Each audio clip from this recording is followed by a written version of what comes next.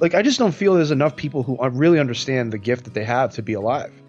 And I do, like, I'm never going to stop striving for that for everybody that I know. This is the Adventure Sports Podcast, where we talk to athletes, adventurers, and business owners from around the world of adventure sports. Whether you're climbing Mount Everest, starting a bike shop, or getting up off your couch to take your kids hiking for the first time, we want you to have the motivation and inspiration you need to chase that next adventure. The Adventure Sports Podcast is brought to you by Camp Crate, the leaders in fully planned self-guided backpacking adventures, as well as backpacking gear rental.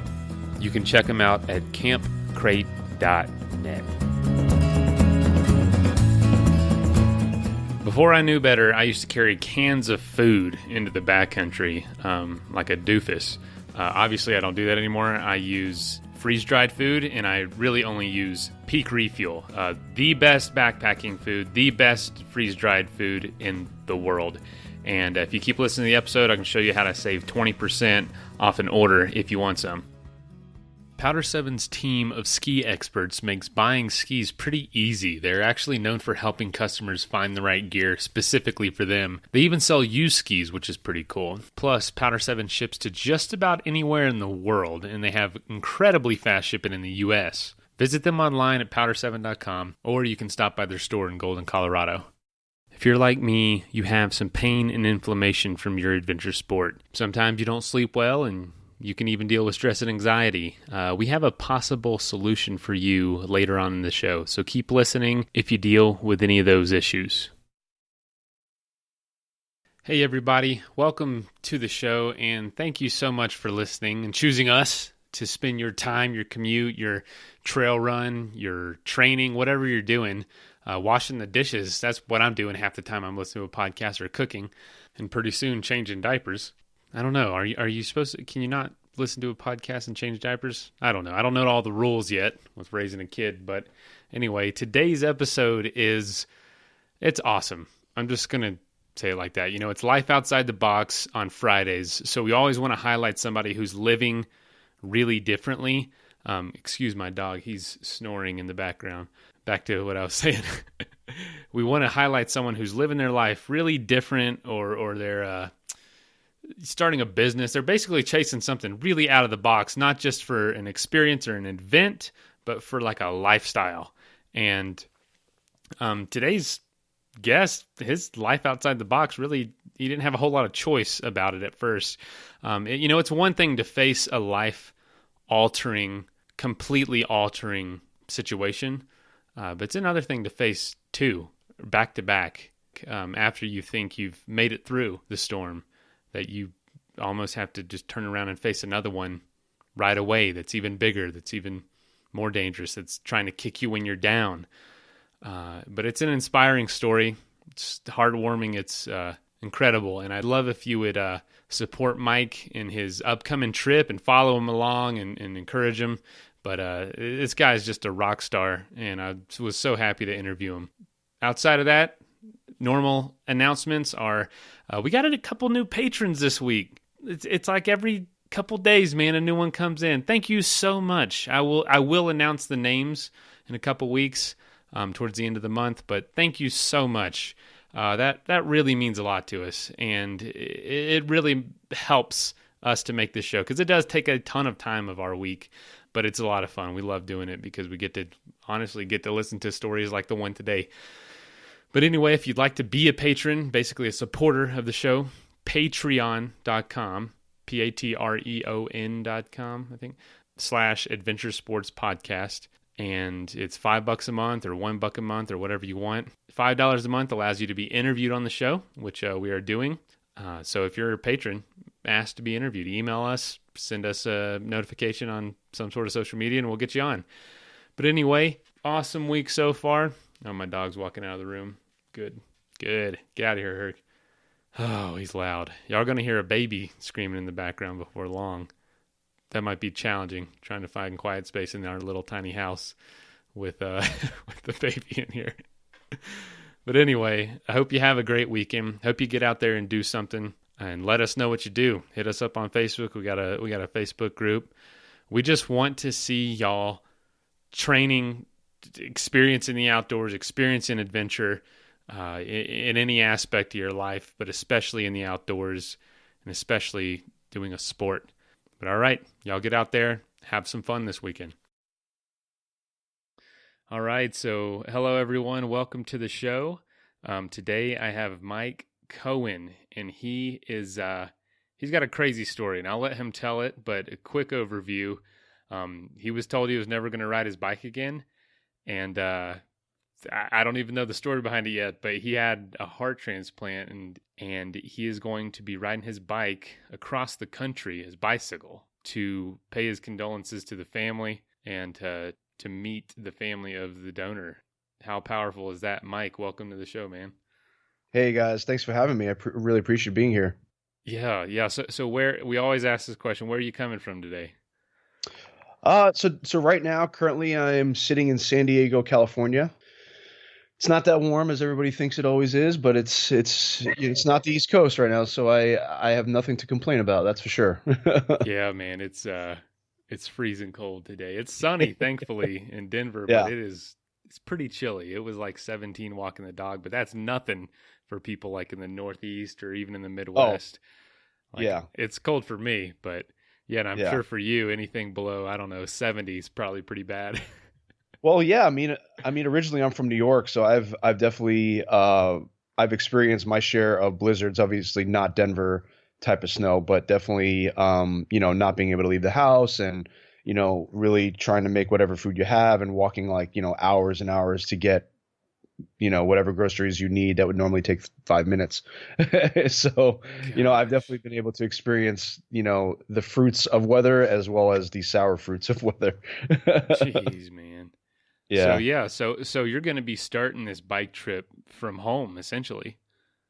Yeah. So the ride starts the beginning of October, and I'll be cycling through the lower part of the United States. I'm going to about 3,400 miles later. I'm going to be stopping at a location in North Carolina that it's either North Carolina or South Carolina, but I'm going to be stopping. I'm sorry, it's actually South Carolina, and I'm going to be meeting up with the father of my heart donor, and our goal at this point is to ride from South Carolina to Jacksonville, where my heart donor is buried, and his mom, his stepdad, and a bunch of his other family members live in Jacksonville. So that's the goal, and it seems like the time's going to be perfect that we're going to be celebrating Thanksgiving with them at the same time. So it's going to be a really, really incredible experience getting there, and then for me to be able to give the family at least the presence of their son in me being there, and to be able to celebrate with my family as well as theirs. I really can't think of a better way to unite this such a powerful experience that I've experienced. You can't see me, but my mouth is hanging open, man. That's a crazy idea. So what can you go into kind of your background, like what happened and what led to this? Yeah, of course. So, like I said, I'm originally from New York, born and raised in New York. And pretty much the summer of 2003, I graduated from high school, and I started attending culinary school in New York City. And the second semester, the first day of the second semester, I had these lumps underneath my throat. And, I noticed them. I was really tired. I was really run down. I felt like I was beaten up, absolutely beaten up. And long story short, I was walking to work. There was a bunch of snow on the ground, and I had to cough up phlegm, and it was covered in blood. So Mm, that evening, pretty much I was sent home from work. They told me, go home, relax. My mom didn't drive at the time, and I wasn't going to drive being in this condition. So we were waiting for my dad, who worked nights at the time, to come home. And when he came home, we were going to go to the ER, and just to be proactive, like just to make sure everything was okay. And so before he, like literally as he was coming home, I woke up in excruciating pain. I was literally screaming as loud as I possibly can. And like, I felt like I was having a heart attack at that time. And my dad, at the time I was 18, so I was about 185 pounds. My dad literally physically picked me up, put me in the car, and we rushed to the hospital. And they at first thought I was potentially having a drug overdose because, of course, of my age at that time, and I wasn't having a drug overdose. They were asking me all these questions, and then the last thing I remember before I went unconscious was cancer. I heard the word cancer. So to give you a backdrop with cancer, I lost three of my four grandparents to cancer, and at that point in my life, I was extremely sensitive to the word. I would hear the word cancer, and I would shiver. I would feel really uncomfortable. And the next morning, I woke up, and my mom was laying at the foot of my bed, and she's like, "Hey, Mike, you have cancer." And so I'm just sitting there. I'm like, how is this possible? I have school on Monday. I have homework due, I have projects due for school on Monday. This is not going to happen. I have work. How am I going to go to work? You're 18 years old. You don't really think of the bigger picture. You think of whatever's at your plate, what's on your plate, and how is this going to fit into my schedule? You don't think about the whole reality of the situation until you're in it. Right. So from that day, I was transferred to a local, one of the top hematology blood cancer hospitals in New York at the time, and I was starting chemotherapy about 2 weeks after that. And by my birthday, which is February 21st, I was able to be released from my initial treatments of chemotherapy, which was the beginning of 2.5 years of chemotherapy to treat my cancer at the time. So. Yeah. You're dealing with this. What's going through your head at this time after it really sinks in that you have this? And is it just making it day to day, or is it what was your mindset? It was I could not get through this pretty soon. Well, you know what? To be honest with you, this kind of experience was all new to me. I mean, it's all new to anybody when they're diagnosed with something as massive as cancer. And before that, I was really my times in the hospital were to see people that were giving birth, to see people that, hey, I broke my arm playing baseball, playing basketball, whatever, I tore a hip flexor. I'm all right, this is nothing. And for this experience, I started, once the chemotherapy was administered, once the procedures that had to be done were done, I had spinal tap infusion chemotherapy where they inject chemotherapy into my spine.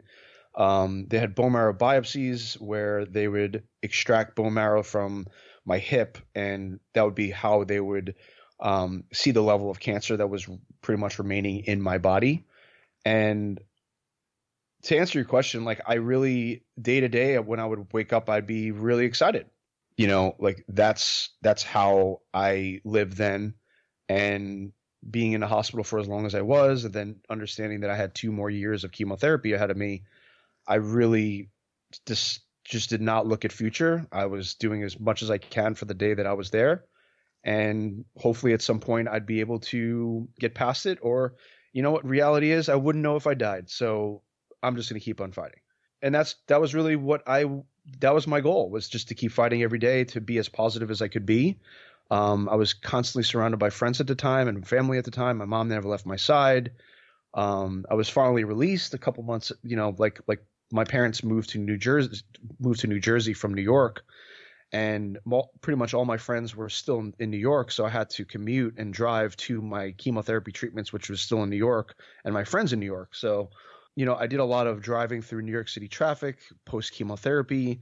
I've done some really interesting things during this time. And one of the worst parts of all this is, we moved to New Jersey, and we're like,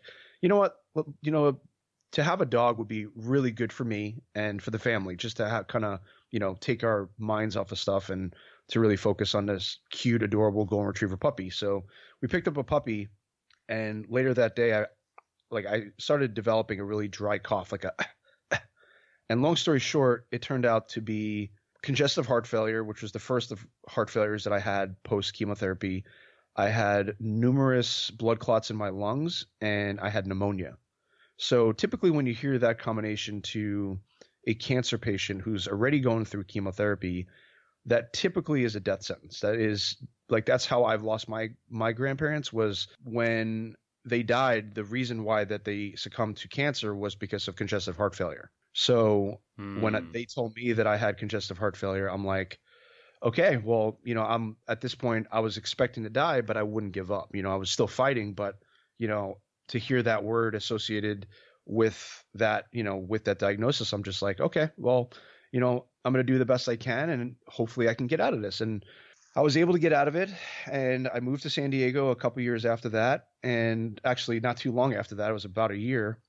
And I decided that I wanted to start fresh, and I didn't want to have my eventual friends, to constantly ask how I'm doing and to look at me like, oh my God, he's a cancer survivor, blah, blah. I wanted to start fresh. I wanted to look at every single person that I knew as a brand new start.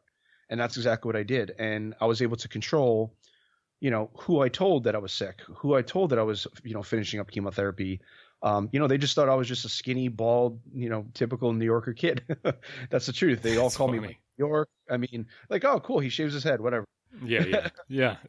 And I shaved my head before, so it wasn't that much of a loss when I started losing hair. It was actually pretty convenient for me. I was going to say, it was probably cleaner, nicer shave on the head. Yeah. Never missed a spot. Yep. It was no problem. Pick up just a chunk of hair. Perfect. Let's go.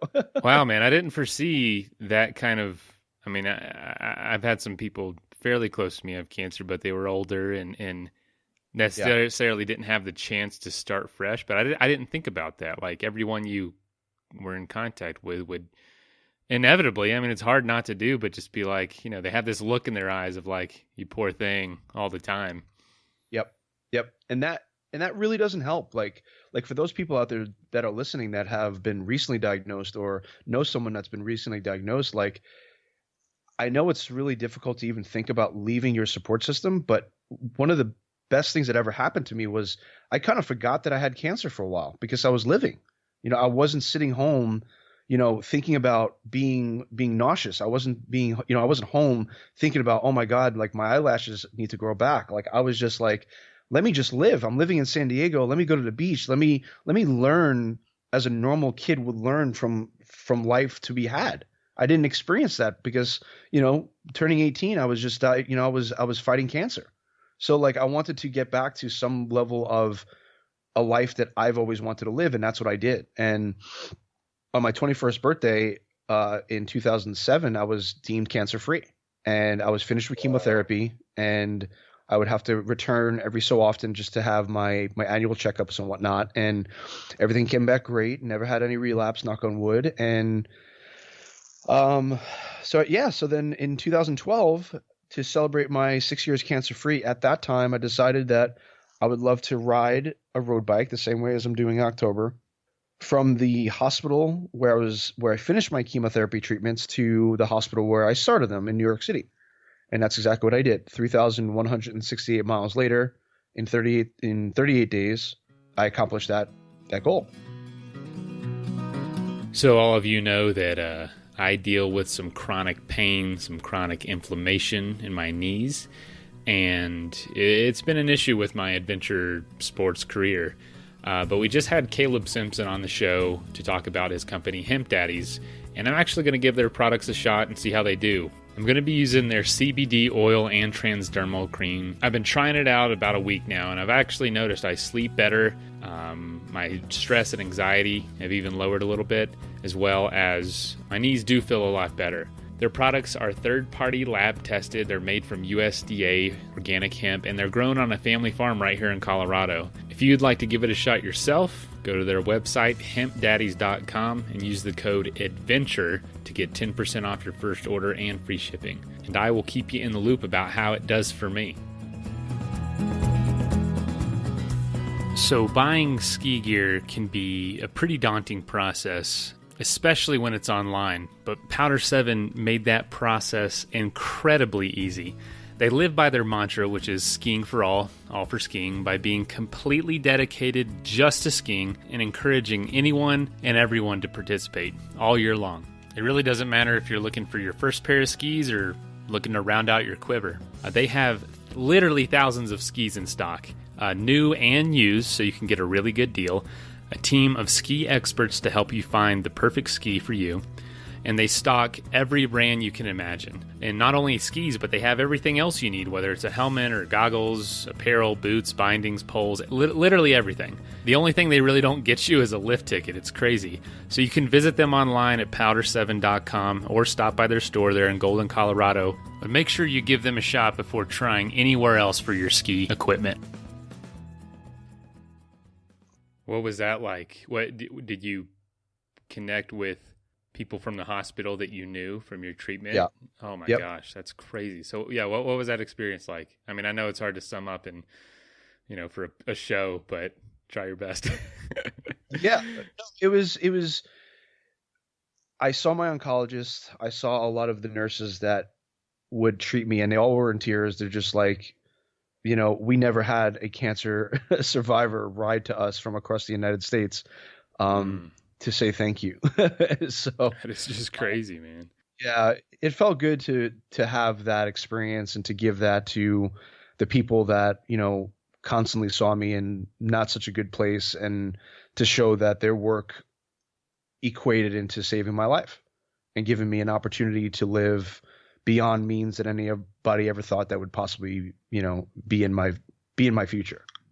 So I was extremely grateful for that experience, and that's really kind of like what kick-started me and blew me into the realm of wanting to give back and wanting to be the source of inspiration. And that's what I've been kind of spending my entire life in that role, wanting to just help people be able to overcome their adversities and to kind of hopefully use myself as the worst case scenario, or at least a very bad case scenario, and to make people just really understand how lucky they have it, and that even their adversity is an opportunity to learn and an opportunity to improve something that might not be working for you. And so, that's been my life to this very second. And then, that all really continued when in 2017, when I just started a new job. And I was kind of putting that to a side. I'm like, you know what? I need to make some money. I want to put some money away for my eventual desire to create some sort of entity that surrounds and creates a community of people that are going through stuff that could use different types of activities to, to kind of give themselves a stepping point, to a new life, a new beginning, a new start. And in 2017, I had just a cough. I had tightness in my chest. Like after having a meal, I had tightness in my chest. I had shooting pains in my left arm, shooting pains in the left part of my jaw. And I just was by myself. I'm like, something's wrong. I don't recognize this feeling. I don't know what's going on. I texted my girlfriend. I texted my little brother. I'm like, you guys need to come home. And then while I'm waiting for them and getting prepared to go to the ER, because I knew something was seriously wrong, I'm like, I think I'm having a heart attack. And oh my gosh, man, literally as I'm about to tip, like kind of fall over, like I remember just saying to myself, stay awake, do not lay down, stay awake, do not lay down. My brother came in and pretty much caught me as I was falling into the couch, and we rushed to the local ER, and they confirmed that I was having a heart attack. And it turned out that it was a golf ball size blood clot in my left ventricle of my heart that put me in significant risk to potentially have a stroke. So I was immediately put into ICU. They immediately put blood thinners and a lot of different medications to try to reduce the size of the clot without pieces breaking off to give me a stroke. My options were to stay on medication or to have open heart surgery to install a left ventricle assist device that would help the function of my heart and allow me to live a couple years on this machine and eventually have to be listed for a transplant. What did you do, and what did the clot come from? Was it family history or? No. So it turns out that I guess part of the the cancer manual that you're given when you're first diagnosed with cancer is that there's potential long-term side effects that could affect your heart. And in my case, I developed a condition called cardiomyopathy, which is pretty much permanent damage to the heart due to chemotherapy. And it got to the point where that clot pretty much destroyed my heart and it just wasn't strong enough to keep going. So that device that they installed was to assist my heart function. And the way that they would do that is that there would be like a little motor that they would install in my heart that would be connected to power.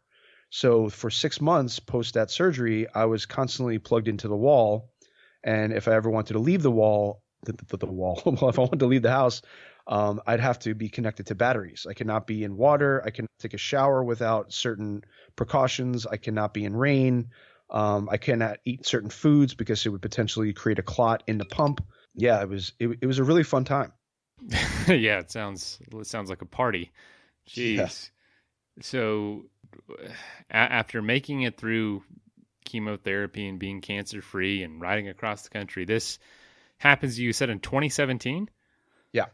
Holy cow. So pretty stinking recently. Yeah. So Yeah. from there, what happened?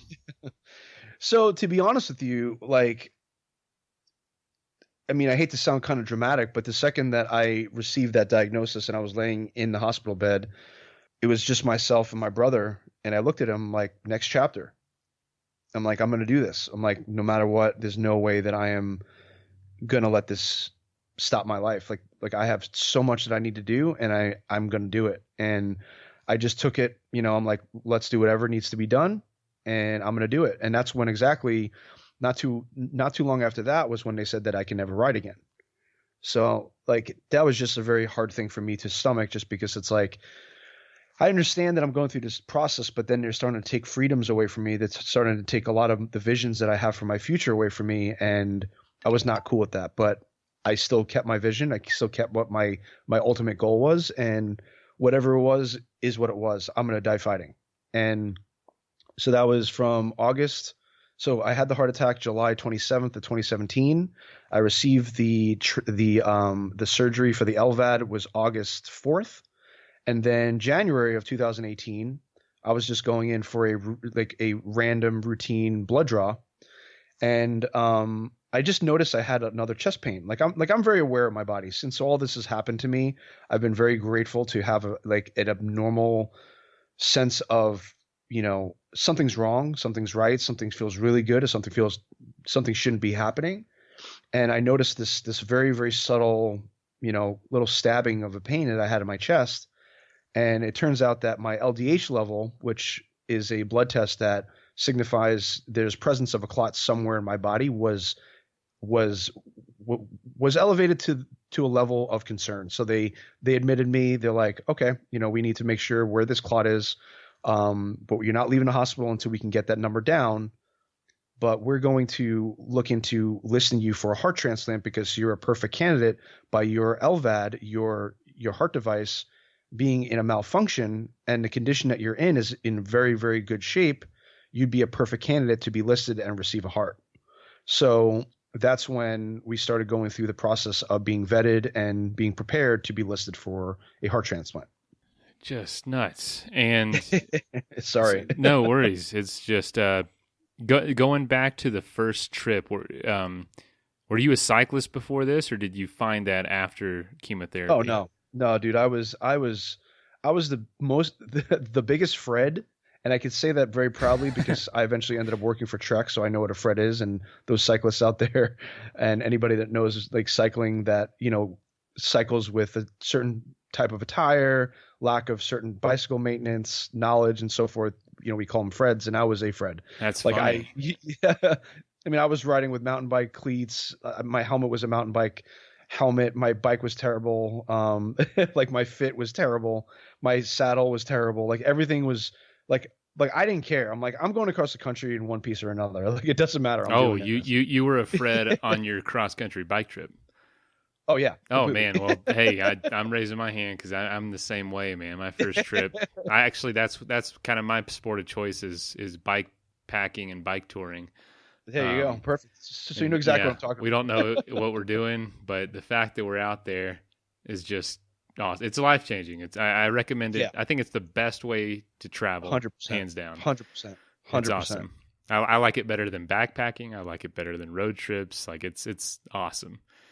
And so you didn't know what you were doing, but you wanted to do that, and you did it. And did you kept riding up until this stuff started happening with your heart, or did you just kind of, oh, wow. Yeah, Awesome. well, I got a job with Trek, and I ended up becoming a really good salesperson for them, and I was able to, be able to get multiple different bikes at the time, and really, really, really awesome road bikes, really awesome mountain bikes, and then I learned a lot about just basic mechanics, understanding, the very basic functions and the quality of having certain components and having certain, brands and so forth. So it taught me a lot about what my next ride would be and what kind of vision I would have for potential sponsorships, potential partnerships, collaborations, and so forth. And that's kind of that's what's been a very massive help for where I'm at currently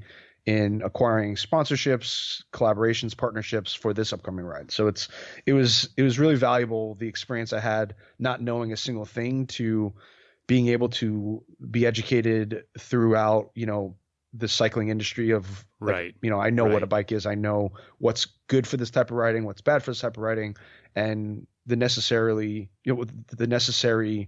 brands, companies, products, etc., that would really maximize that experience. So, needless to say, you're probably going to be a little quicker, a little more efficient on this ride than your first one. Oh yeah.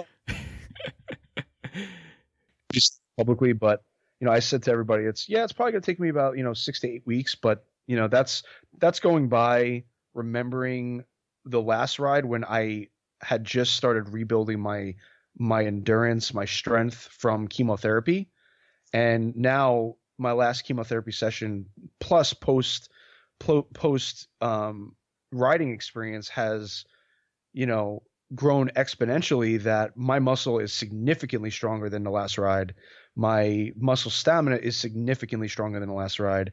And I have a brand new, extremely healthy heart. So, because who's to say how healthy my heart was then when I was doing that ride? So, True. Good point. I mean, I might be there in a week. Who knows? Yeah, you're going for Sorry, a record, everybody. man. Going for a record. No, are you doing the Southern Tier route? Yeah. We're gonna be staying. It's gonna be San Diego. So, like, my goal, honestly, is to try to stay as much BLM national state parks as possible, because I want to camp. I want to kind of make this a really cool. Oh yeah, that's the best way to do it. Yeah. So that's primarily what I've been looking for in my route. Planning was just to kind of keep as close to a state park scenic route as possible, to kind of stay away from too many major cities. I mean, I'm going through a couple major cities, but nothing where I have to kind of stay within the inner parts where it's not as safe.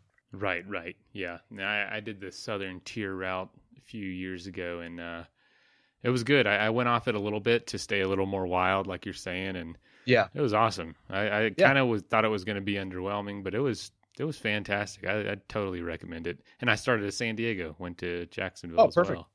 Perfect. Oh, dude, I can't wait to hear your route. Yeah, it was great. And so, man, like, yeah, you got this healthy heart now, but how did you get to that point? What happened?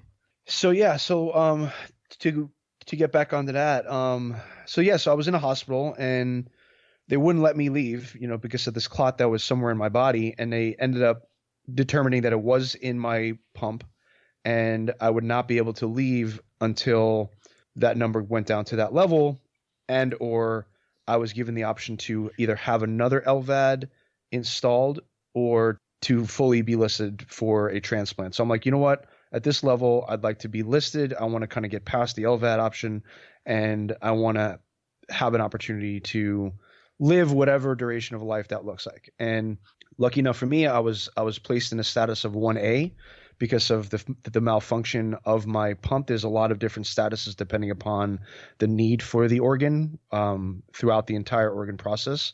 Whether it's heart, lung, kidneys, skin, so forth. The status of 1A for 30 days. And pretty much on the last day of my eligibility to have that status, the nurse comes in and says to me, I have good news and bad news. The bad news is that you're not going home, because I was in the hospital for 26 days at this point. Jeez. The good news is that we found your heart. And like, I was packed. Like, Wow. like, she called me early that morning. She's like, hey, start packing up. You're going home. I'm like, perfect. And then when she came back with this news, I was sitting in my bed like dressed, ready to leave. Everything was packed. Like the entire hospital room looked like as if, they just got prepared for a new person. Like I was ready. Like I was ready to run. And like, you're not going anywhere. You're gonna get a heart. So I'm like, okay, I guess that's the only reason that I got absolutely like really mad at you. And so that process in itself was heart-wrenching because they really don't allow you to fully commit to that information until you're on the table and the heart is in your body, because there's so many factors that could happen between the time that they determine that I'm able to receive a heart and then the transport of that organ coming to or coming from the location of where it's at. So in some cases, that donor might be 3 hours away. And that heart, we have no idea what condition that heart is besides what they're telling us until the heart's here. So there's been cases when I was told by my nurses, by my cardiologist, that don't don't be comfortable with the news that you're getting a heart until you wake up with a different heart. Because there's been a lot of cases where people would be all prepared to go all the way down, ready for the operation, and then by the time they're ready to take the heart out of you, like your old heart, and put the new heart in, they're like, sorry, we don't like this. It's not good enough. Like the quality is just not good enough. We're not happy with the condition of this organ. And they send it back, and that person goes back upstairs or goes back to the room with their heart and pretty much have to keep waiting. So I was lucky enough to get the heart that night that they told me I was going to get it. And then I spent another like 14 days in the hospital recovering, and then I was discharged on March 12th. So to summarize, I was very, very fortunate to receive correspondence from my heart donor's family. It turns out that his name was James. I'm not going to disclose the full information, but you can definitely reach out to me. I will be more than happy to talk in depth, with it. But his name was James. He was a Navy flight surgeon, and there was a mishap on the base where he was stationed, and unfortunately he passed, and he ended up donating his heart, his lungs, his kidneys, and his liver, as well as his bones, his corneas, and his skin. So, jeez. I mean, not only was he a soldier, for the Navy, I mean, he's saved a lot of people's lives, and there's a lot of people out there that are able to continue living because of his incredible sacrifice and selflessness. That's overwhelming, man. That's unreal.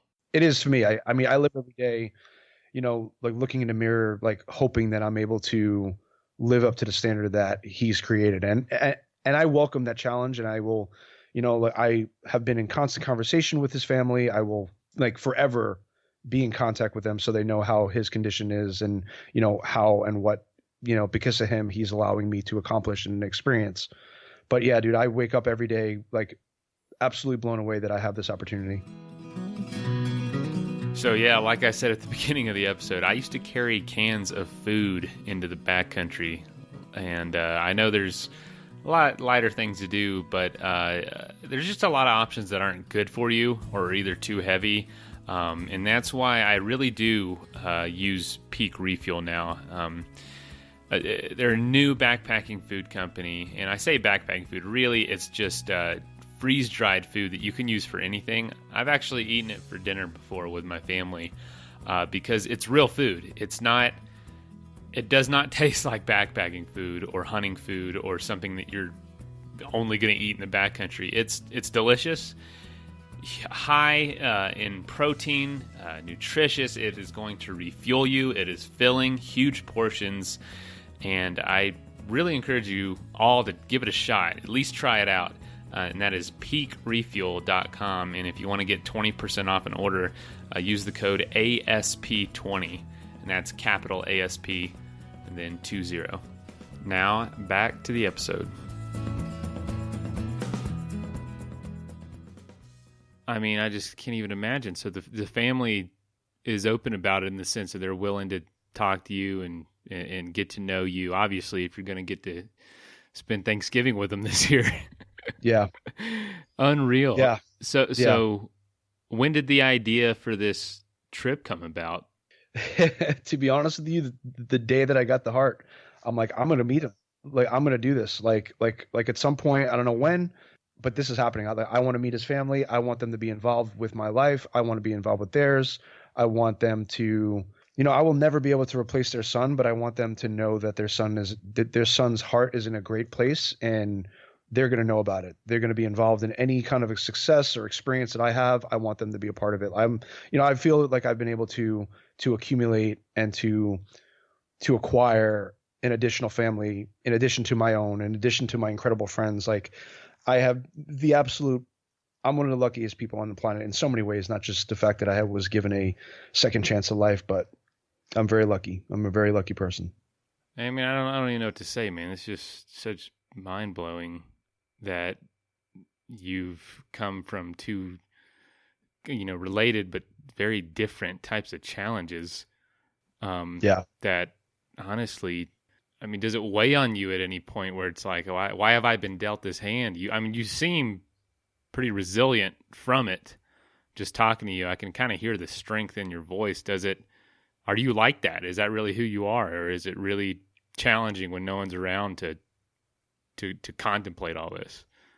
No, to be honest with you, like what you hear is exactly who I am. I mean, when I was in the hospital, like I was constantly, I mean, pretty much I would always give like a very straightforward, like disclaimer to my nurses. I'm like, I'm going to be the easiest patient you have. I'm not going to piss you off. I'm not going to complain. I just want you to be honest with me. I'm going to be honest with you, and we're going to have a good time. Like, because the way I look at it is like, I don't fear death. I haven't feared death in a long time. And I feel that if you're here and you have the capacity to make decisions and choose your path and choose what you eat, what you drink, what you don't, like what makes you angry, what makes you sad, what makes you happy, what makes you stoked. I mean, you have an opportunity that there's a lot of people out there would kill for. And yeah, for my life, I recognize that there's only one way I want to live, and is to be alive. I want to be here. I have so much I want to do. I want to, I want to affect people. I want to make sure that people are living the same quality of life that I am. And, like this is, I wish it was a facade. I mean, like I've been able to, be able to get through all of this, to be honest with you, because experiencing cancer and experiencing chemotherapy for as long as I have really has prepared me for anything else that I could ever experience in my life. Like, anybody going through chemotherapy and any level of cancer treatments like radiation and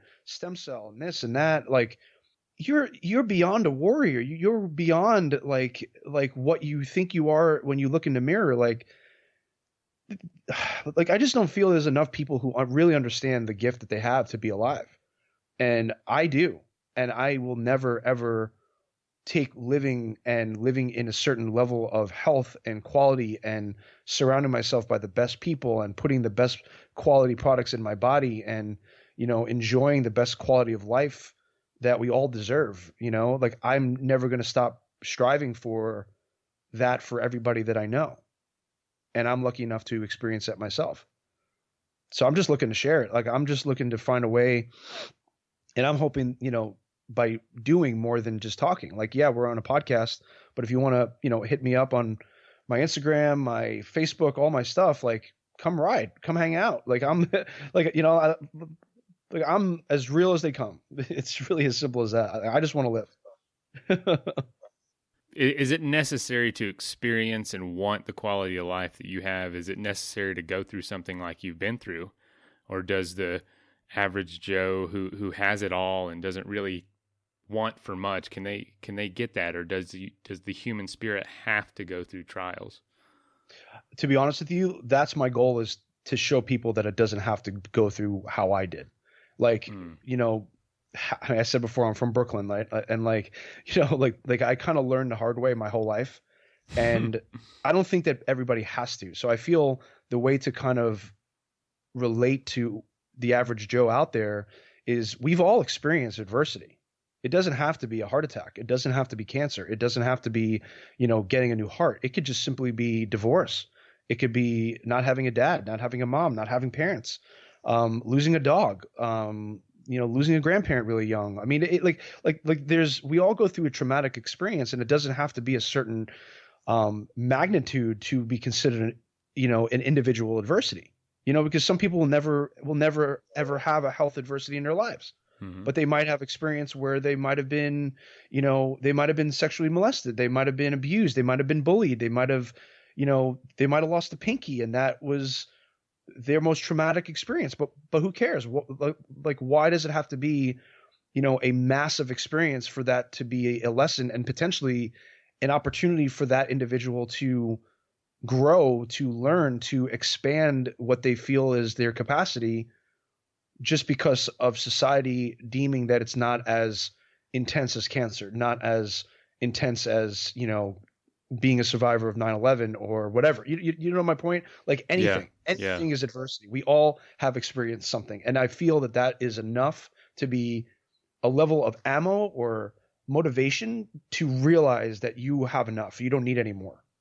And you could use that to have that desire for more, for a better life, to make more money, to have better friends, to have a better relationship with your family, to explore, to see what the world has. Hey, I've never left my town. Okay, well, there's an airport. It might be far. It's not impossible. If it's there, it's possible. There's a lot of things in life that I just feel that some people cut themselves short because they don't realize what they already have. Yeah, I guess it is pretty rare for someone to skate through life without experiencing anything that would be considered trauma or traumatic. Yeah. I mean, I don't know anyone really. They're just too young because they haven't gone through it yet. That's the only people I know that haven't gone through something that can honestly change their life like this has for you. So what are you looking forward to the most with this upcoming trip? To be honest with you, to just be right back on the ride. And I mean, I know that you'll be able to relate with this, but the feeling of to just be on a random road with no one around, and you just hear the sound of your bike, and like you look around, you're like, where am I? Yes. I don't even know where I am. Like, I mean, I would have no idea unless I'm, completely looking at my phone or looking at my GPS and knowing where I'm at. Like, just being back on the bike, knowing that I have that freedom, eating whatever I want, because at that point you're really, you can just eat anything. Yeah. And just being able to experience that part of the country, hopefully the people I get to meet, like to be able to share the story with the random people that'll be on the route, and hopefully change their lives, and hopefully, inspire them to find something that they enjoy, whatever that is, and to live without judgment, to live without having to have any other desire besides freedom and just enjoying their lives. I mean, that's really what I seek for myself. Like, the bike to me is freedom, and I look forward to that. A lot of people are going to be moved by your story out on the road. I totally relate with the feeling of a road you've never been on and you're just cruising, and the feeling of, being able to eat whatever you want because you're burning 8,000 calories a day and saying, I want ice cream for dinner. I'm going to eat ice cream for dinner. Exactly. Man, that is awesome. So are you going to be posting things? Like, where can we, because I'm going to follow. This is too awesome not to be a part of and like follow along. How can we follow you? What's the best way to do that? So where I use as my hub, is going to be my website. It's just mrmikecohen.com. So MikeCohen.com. And my most direct social channel I use is Instagram, just because I feel like it's a great way to have, a quick story. Hey guys, I'm here. Hey, like, training's going well. Hey, just had this appointment. Hey, and then also like making statements that I want to last longer than 15 seconds and 24 hours. So, right. So like I would say, like, Instagram is the most direct way to contact me. If you go on my website, it's really where I have kind of the hub of all my information. But feel free to reach out directly to me, comment, send me an email. I mean, all my information's on my website. I really try to keep myself as available and transparent as possible, because realistically, I don't have anything to hide. So hit me up. That's awesome. And when does your trip start? Do you know the date? I know you said October. Yeah, October 1st is how we're looking. And I chose that just because of the weather. It'll be a lot less. I mean, it'll be right after hurricane season, so hopefully we don't get affected by any of that in the south. And it'll be cool enough where, the sun won't be too much of an issue. Yeah, that'll be perfect. That's my favorite time of year, man. That's yeah, me too. Well, Mike, man, thank you so much for joining us today, telling your story. It's unreal. I hope you write a book about this when you're done. No pressure, but this is an awesome story, and wish you the best. Keep working that heart out, keep it healthy, and I can't wait to see what you do. Yeah, dude, Mason, I really appreciate like you having me on and giving me the opportunity to share my story with you and your audience. And there's a lot of coming. There's a lot of stuff coming that I intend as well as hope comes from this experience. And at the least, if I'm meeting some really awesome people, I mean, there's no losses. I only constantly gain experiences and people in my life. So no losses are possible in this experience. No, there's going to be so many things you don't expect are going to happen just because you're putting yourself out there on 3,000 plus miles worth of road you never been on and faces you never seen. And it's going to be just amazing. And when you get to the end, it's going to be even more incredible meeting the family. Golly. Yeah, dude, I really appreciate it, man. Thank you very much. Yeah, thank you, and all the best. And I'll update our Instagram and everything when you're going. Just if you tag us, I'll be so willing to share it. All right. Done. Without a doubt, that'll happen for sure. Cool. All right, man. Well, have a good one, and talk soon.